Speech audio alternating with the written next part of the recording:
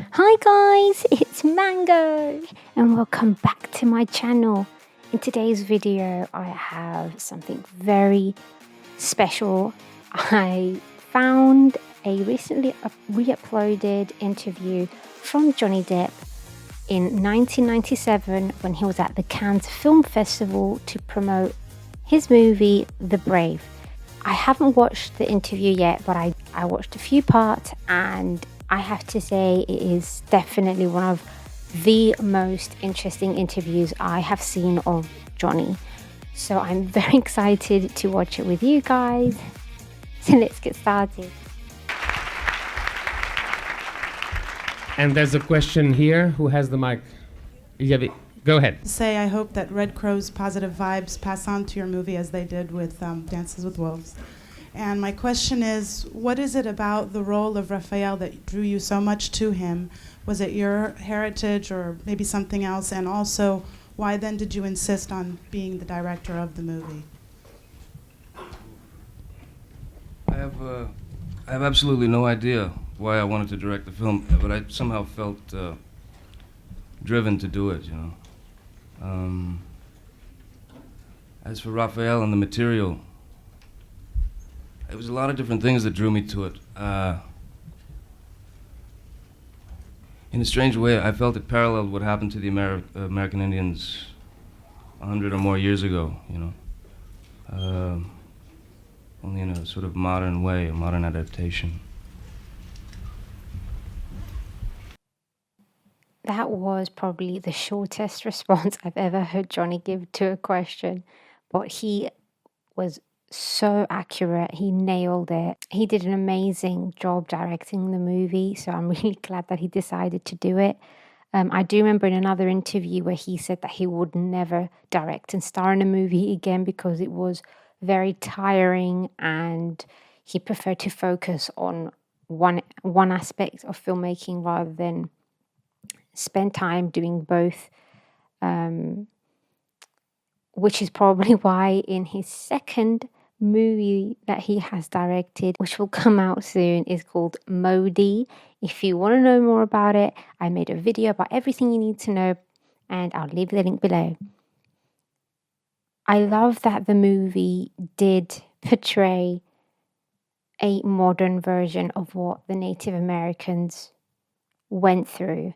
And he put it on the big screen in a very beautiful and artistic way that will open up people's eyes and introduce them to the Native American history in a very subtle way. And also for those who don't know, Johnny Depp does have Native American ancestry. If I'm not wrong, I believe it is his great-great-great-grandparents. So he does have Native American blood, and I think that is also a big reason why he wanted to direct the movie and star in it. Question here. Hi, Bazby. Very well, thanks. They're laughing at a little joke that happened yesterday. Someone couldn't see me, it was too dark. Move on, Baz. Do you think this so-called fabled American dream is now out of reach for many people in your country? You know, there's the scene of him on the bus and he's passing those houses. You know, this is a dream. Do you think it's out of reach for people in America now, for certain stratas of class? I think it's out of reach for a lot of people. I think it's out of reach for more people than we could ever imagine. America, you know, has a tendency to be a very, very, very gluttonous society, and it's all about winning, and it's all about result.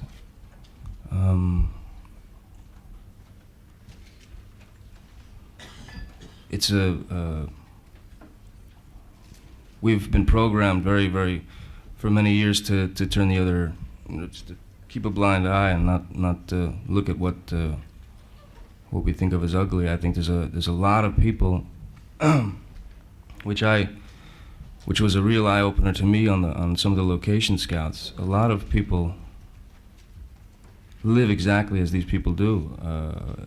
Some of the conditions are much worse. So the American dream, I don't know if it exists at all. I don't think it exists at all. I think it's propaganda, you know. Was it a side of America that you were not particularly aware of? No, I was aware of it, but when you step into one of those villages and you see the way these people live, and you see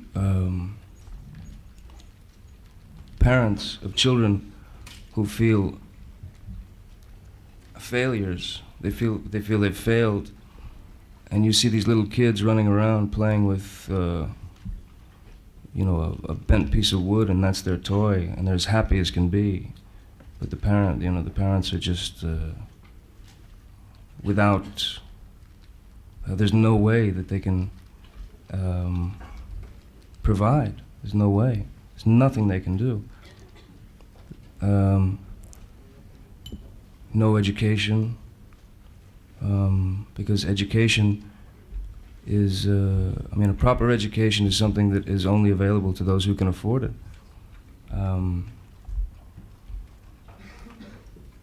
Yeah, I guess.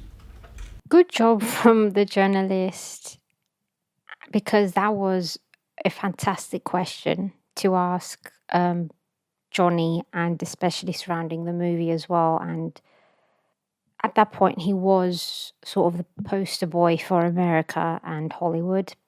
It was right after he did some of his biggest movies at the time.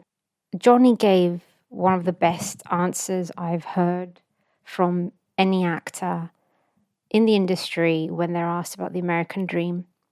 For me, in my humble opinion, I agree 100% with Johnny. I'm not from the US, but I do have very close friends from there, and I have family that have lived there, and I have quite a good understanding of how it is to live there. The fact that Johnny spoke so raw about what it means to live in the States, or as both an American and a Native American, the struggles that people go through daily, that there is this constant competition of winners and failures, and there is an incredibly huge amount of poverty, and the struggle that many parents face just to provide a good education to their children is really heartbreaking to even think about how much his statement still stands today. There hasn't been that much improvement, and this interview was nearly 28 years ago, this answer from Johnny, because it was not only pure and raw, but he just seemed to have no filter. He wanted to say exactly how he feels about the matter, why he made the movie, how he feels about the way that his own country functions. Because for those who don't know, Johnny came from a working class, low-income family from Kentucky, and he didn't have the easiest upbringing and had to work from a very young age. So I think the idea of American dream does resonate with him a lot, because it's probably an idea that he had growing up and dreams and goals that he wanted to achieve.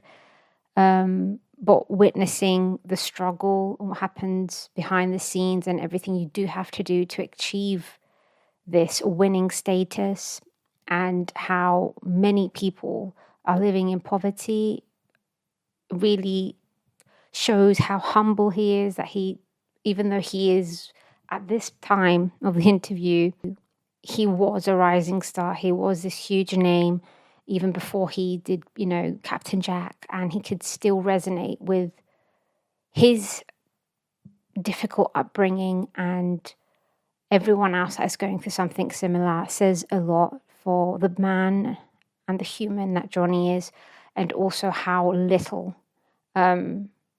things have changed since the 90s. Question here.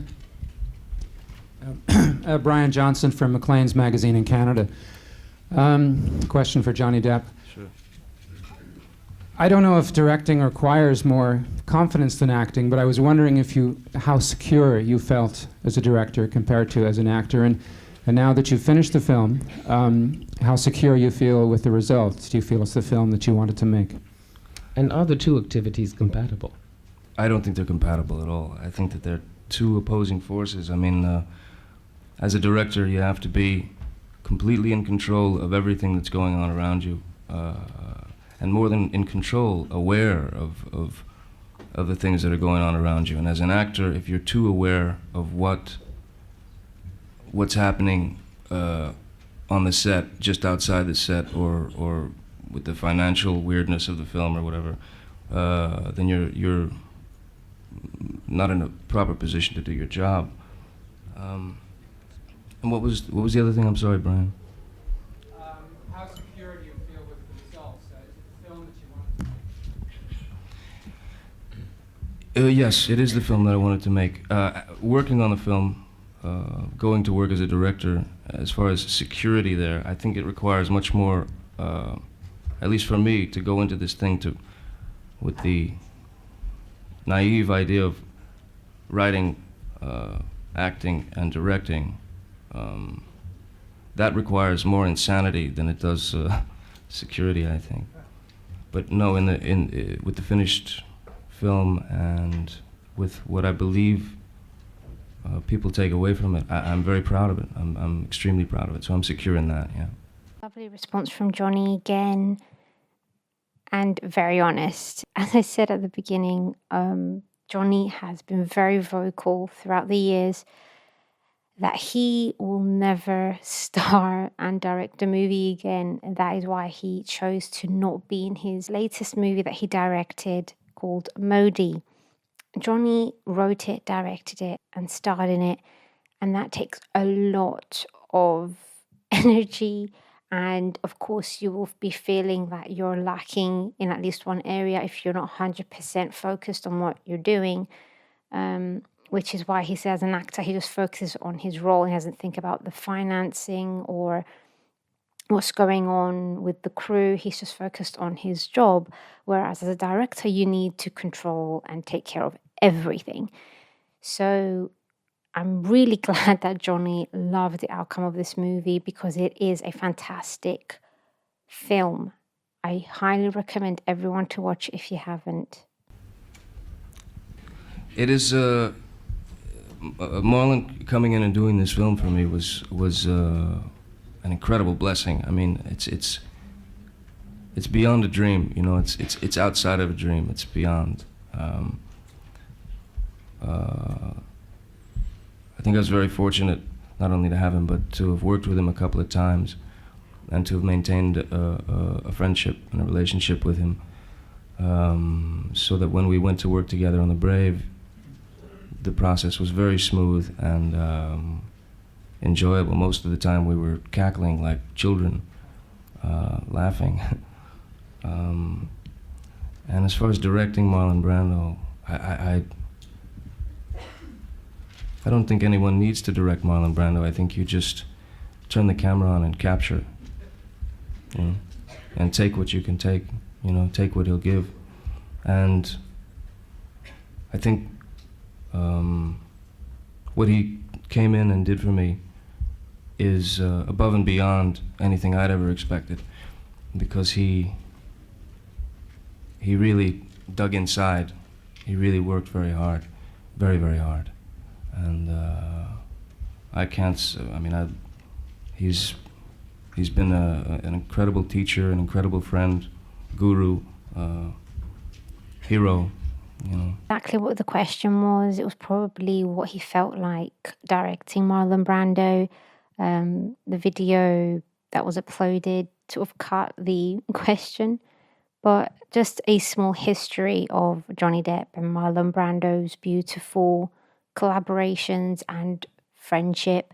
Johnny and Marlon first met when Johnny was cast as Jean Juan de Marco, which came out in 1994. And Johnny Depp told the director, Jeremy Levin, that he would love if Marlon Brando could play his therapist in the movie. And at first he said it as a joke because he never thought that Marlon would even consider it, but he did. And the person that convinced him to do it was Johnny. Johnny said that that Marlon called him. They both spoke on the phone for hours, and they knew that they hit it off immediately. And then he just showed up the next day and said he was going to do the part. And it is a very good movie again. It also stars Faye Dunaway, who also previously worked with Johnny Depp. And so since they made Don Juan de Marco, they became very, very good friends, and they both loved pranking people on set. Marlon Brando, as Johnny said, is not a person that you direct, you just film. As I said, and many times in my videos, and one of my humble opinions is that Marlon Brando is the greatest actor of all time. So the fact that Johnny had the Marlon Brando in a movie that means so much to him, that he wrote, starred in, and directed, is a huge honor for him as an actor and as a director, because Marlon Brando also had said in many interviews in the 90s that Johnny Depp is the greatest actor of his generation, and that's why he really wanted to work with him. And then they hit it off as well through mutual experiences that they had during their childhood and how they were viewed as poster boys growing in the industry, and how they both really fought to not be viewed as an object, but more through their art. Did he advise you in any way about the script? Was his coming back at the end his idea, yours? As far as the script goes, there was a scene that was written that Marlon and I sat around my house one day and for a bunch of hours went through the scene and started discussing subtext and things like that. And then the next thing you know, we were rewriting the scene and rewrote the scene completely. So it almost doesn't resemble the other scene at all, and I believe the scene is much better. I believe it's more underneath the skin as opposed to being on top of the skin. So we rewrote the scene together, yeah. And him in the end was something that I didn't realize early on was necessary, but I think it's very necessary to see him waiting for his prey. Director's gotten out of Brando since Bertolucci, really, because he was dredging up things that were visited with death so much in his personal life that was brave of him to go to that place. It was brave of you to ask him to go to that place, and I wondered how consciously detailed was that? We knew where we had to go. We knew the boundaries. We knew basically what the scene had to be about. We knew that there had to be a certain amount of fuel in the scene to push the story along, for Raphael and the audience as well, to carry that weight with them for the rest of the film. So I agree. It was very brave of Marlon. Very, very brave. He's an angel, what can I say? Marlon also is very well known for being a huge supporter for the Native American human rights, and has fought to take back territory, passed bills to be in their favor, and he was very vocal about his support. And of course, the famous Oscar moment where he won his second Academy Award for his brilliant performance in The Godfather, and he skipped the awards as they were not the most welcoming toward the portrayal of Native Americans in the movie industry, and he skipped the awards as a protest Native American stereotype that is previewed in the Hollywood industry as a whole. He received huge backlash, boycotted the Oscars. Instead of going to accept his award, he sent his good friend Sachin Littlefeather, sorry if I pronounced that wrong, to accept the award on his behalf and say that he respectfully to reject the award on his behalf because of the treatment of American Indians in the country and on television and movies. So I'm sure that this movie meant a lot to Marlon, just like it meant to Johnny. And that is why he put so much work into his role and rewriting the scenes and just building the movie and working on it and just being part of the movie and investing a lot of time and love into creating his character and performing one of the greatest performances he has ever made on screen. And Johnny captured it beautifully with his excellent directing skills. Again, I can't emphasize this movie enough. Not only is it a beautiful story, it highlights a lot of historical facts and it features two of the greatest actors of all time. Definitely a must watch. Madame? Adina Darian, New Cinema, Romania. Mr. Depp, I would like you, if you can develop for us the idea, when did you become first aware of this world? Was it through your personal experience, childhood, teenager, or through books? Or how come did you get aware of this world? And the second question is more technical. I know that in the American film industry... Could we go one step at a time? Okay. Thank you. I got a bad memory. That's terrible. So the first question is, See? when did you get... It's horrible. It's fine. I have a bad memory Who am too. I? Thank you. No, anything in your personal life, personal childhood that had you connect with this character and made you want to do it? Through this world, you get This to know world. this world, or through books, or how come did you get aware of this world, that this world exists today in America? I don't know. I've always been fascinated with things that are not allowed to be put on the surface. You know, I've always been fascinated with the things that happen in the places that many people don't go or are not allowed to go. So as far as this world, for me, again, the story paralleled what happened to the Native Americans 100 and something years ago. Also, I'm kind of obsessed with the idea that in America we've rewritten history and we hail presidents, people like Andrew Jackson. We put him on the $20 bill and we look at his face every day. And the one thing they don't teach you in school is that Andrew Jackson was not a great president, not a great hero, not a great man. He was a murderer. He killed and committed a genocide on a great number of indigenous people. Murdered them, killed them. So in my opinion, you don't get taught that at any age in any school. No one teaches you that. That's something you have to dig around and find out. But he's not a hero.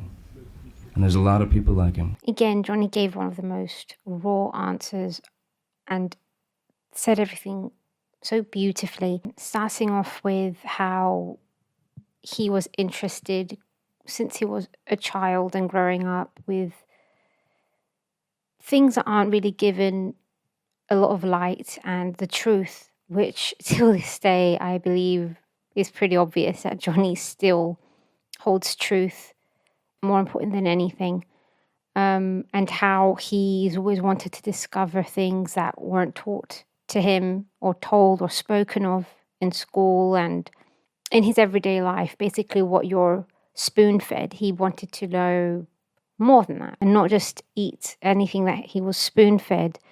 Also giving the example of Andrew Jackson, who is glorified and he is responsible. He killed more than 30% of the Native American population in the Southeast. He occupied the territories, he committed a huge genocide, and he was the leading advocate of an Indian removal policy. That man is on the $20 bill, and that is not something that people are taught in the US, as Johnny said, just like the meaning of Thanksgiving, which is also a conversation I've had with many people from America about the meaning behind Thanksgiving. It's not just a turkey, there's an entire history behind it, which is actually not as bright and positive as some would think it is, or as it's portrayed in the movies, adverts. And as Johnny added, sadly, there's many politicians, even till that time, that were around the same, which were similar to Andrew Jackson, and they still get praised and viewed as heroes. That is sadly something that we do see today globally, not only in the US. We've watched genocides, we've seen occupations, and we've seen people dying, and many leaders throughout the years and even recently are glorified, which is scandalous, but sadly it still happens today. But hopefully we can rewrite history and make things right for all the natives of the lands that have been occupied, tortured and murdered in the name of money, oil and territory. I love Johnny's responses so far. Was the audience or the potential audience a preoccupation for you when you wrote the script? When we started? No. I'm not that sophisticated. I can't think in those terms. I can't think of the result, what the result might be. I can't think of how many people might see the film, or how it will do at the box office. My only hope and my only desire, I guess, for the film was that people would feel something, that it would make them think, because I think a lot of films, most American movies, they don't want you to think, you know. Right. Thank you. They don't want you to. Thank you. Thanks. Thank you. I love Johnny's responses in this interview. He is a savage. He is raw. He's saying it exactly how he feels, not sugarcoating anything, just facts. Again, I love how he said he's not that sophisticated to think ahead of what audience he's going to attract, how well it's going to go in the box office, which is usually the pressures that are on the director to make a great movie that will sell, because that is what the investors and sponsors and producers want. But Johnny, again, as the artist that he has been all these years as an artist, he wanted to focus on the quality, on the story, and on the message that he gives to the audience. Whether that's 10 people, 100, 1,000,000, he will give all his love and effort and energy into creating a story that's going to pass a message. And just like he said in American movies, he wants his audience to watch the movie and make them think and want to learn more about American history, the Native American culture, and what happened, and just learn about the Native Americans and about life. And just like Johnny said, most American movies, they don't want you to think. And I absolutely agree as a movie enthusiast. That is why I usually watch independent movies, because they have less censorship. They care less about how much money the movie's going to make and produce, and just focus more on the story, the message, and the quality of the movie. Well, based on her question and on your response, when it became known that you wanted to direct, half of Hollywood went, I want to invest. And then they went, oh, is that what he wants to do? So was it I think easy? they might have expected it at this point. Was it, how did the production come together? Who pitched whom in order to put the financing together? How did that happen? I came here to Cannes, which is why it's so nice to be here now, because the film has come full circle in a way. I came here to Cannes in '95, I believe it was, 2 years ago, when Kusturica won the Palme d'Or for Underground. That was when I met with Jeremy, and Charlie and Carol and I, we all got together and sort of put on our best dresses and our high heel shoes and went out and tried to show a little leg to see if we could get some money. And Jeremy was Jeremy responded. That's all. We all remember Jeremy, that evening. He could probably answer that better than I could. Jeremy? Yeah, there's a whole film. Not for you, Bez. Sorry. Jeremy? Well, I've always chosen projects because, but due to my personal taste, which has sometimes been very punishing for me and sometimes has been very rewarding, I loved the script, and I was, very attracted to work with Johnny on the film. And it was quite difficult to raise the money. We raised the money entirely in Europe, and I'm very happy with the film, and I'm waiting for people to respond to the film as I have. How much money did you have to raise, was the question. It's a personal question. Not much. Less than $100 million. It was under $10 million. Charles, Carol? Well under 10. Do you have anything to add? Sorry about that. Sorry about I just that. said well under 10. And I said, No, and I Oh, these apologize. guys, you want to?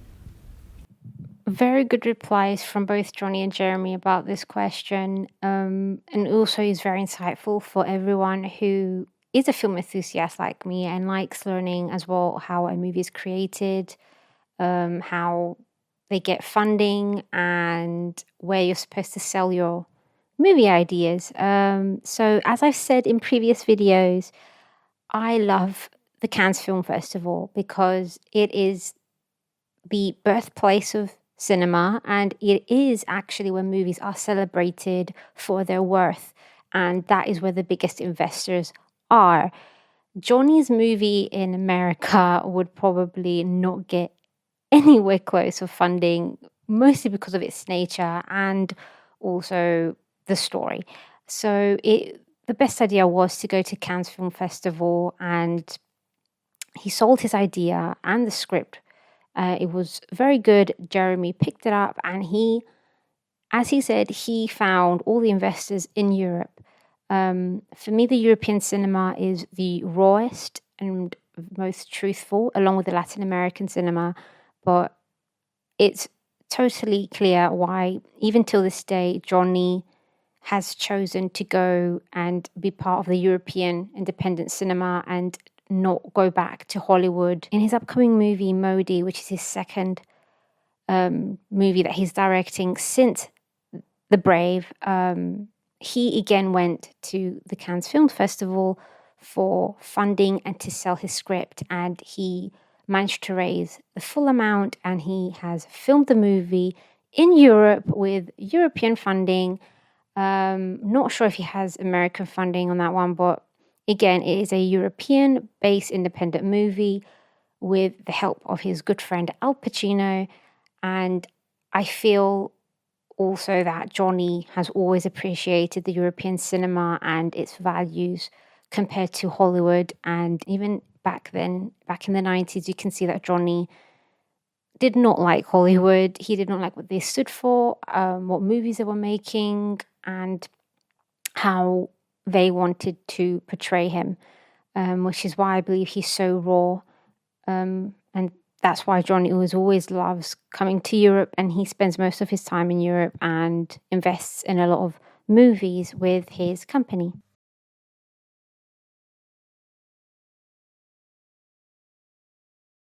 I'm curious if how you dealt with the idea that a snuff film is such an extreme metaphor, submitting to that kind of torture chamber, etc. It's a bizarre image, a bizarre metaphor. Well, the most bizarre metaphor is money, really. I find that much more bizarre than the idea of someone selling themselves. People sell themselves every day, just in different ways, not maybe not necessarily to a snuff film. I'd say, yeah, that's slightly extreme, but we sell ourselves every day. I'm guilty of it. Probably a lot of us are guilty of it in some way. We want to. We got to put food on the table. We got to keep our jobs. We got to. That's part of it. As far as the snuff film aspect of the film, for me, I was doing my best to try to kill that serpent because I knew it would come up and bite me on the ass. Your creativity. Huh? Bite you on your creativity. Yeah, on my creativity. Yeah, sure. I wanted to play that down because if the film was just about a guy selling himself to a snuff film, then it would be, I think you'd be making a film that was a little more sensationalistic, and I tried to kill that aspect. And there's only one reference to see in the movies, Tanto, in the film, and there's no other. There's nothing else about movies or anything. And I think, why doesn't it work?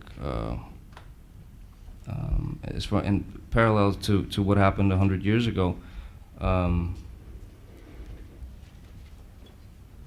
Indians were, there were very subtle tactics as opposed to, just chopping people's heads off and cutting pregnant women open, which is what American soldiers did 100 or so years ago.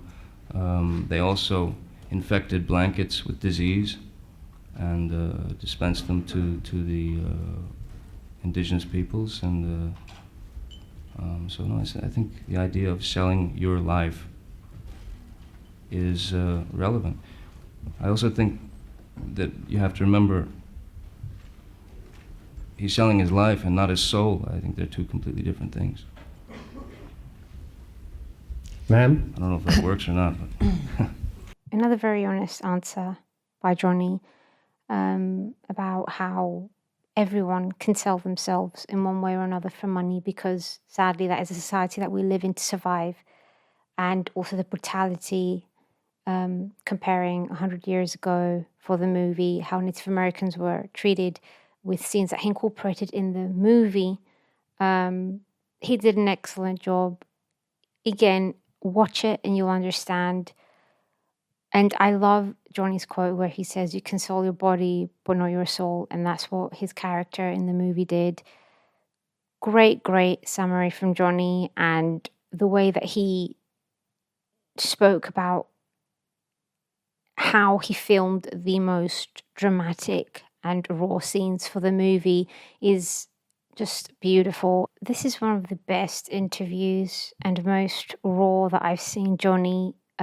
He seemed a bit annoyed by some of the questions because some of them were quite naive towards the bigger picture and message that he wants to give to the audience. For me, the movie is fantastic. I agree with the way Johnny spoke about and characterized the events that happened to Native Americans 100 years ago compared to how they are till this day. And sadly, they still are not being treated equally. But I absolutely love this interview. It is really a food for thought. It makes you want to learn more about many areas and topics, and also what makes you want to watch the movie. So if you do want to watch The Brave, please do. It is absolutely amazing.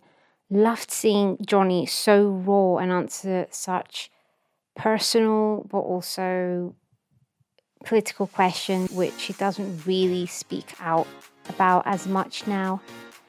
Please like, share and subscribe.